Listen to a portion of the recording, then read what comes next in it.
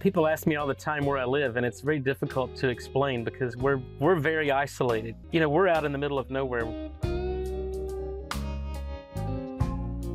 So the benefit is we're still isolated, live in a very rural environment, but we're only 45 minutes, an hour away from where things are happening in cities, if we choose to go to the city. I mean, my personal values, I think, drew me toward this type of life. And then living this type of life on a daily basis actually reinforces the values that were taught to me, because I grew up in this same type environment, not to this scale. But, you know, it taught us responsibility, accountability, and a work ethic that, and, you know, I tell my kids all the time, people may be smarter than you, but nobody should ever outwork you, because we control that. And I think that was derived from growing up in this environment, because as kids, we had responsibility. You know, we had to get up every morning and ride horses and break horses and make sure the animals were fed and make sure that everything was working. So we were held accountable. And I think that's what I hope to instill in my kids and living out here is, look, you can't rely on other people.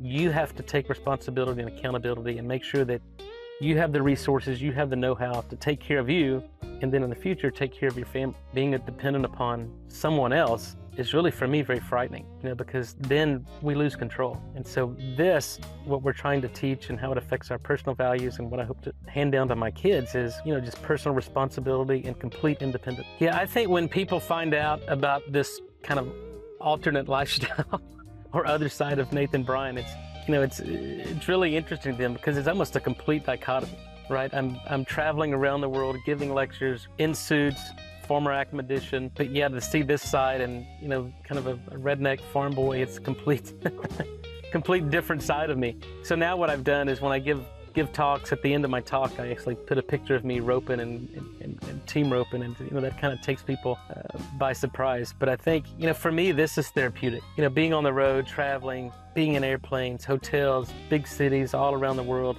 For me, there's nothing, and really that's what drives me and motivates me was, okay, let's do this, then come back here, completely decompress, become grounded, never lose perspective.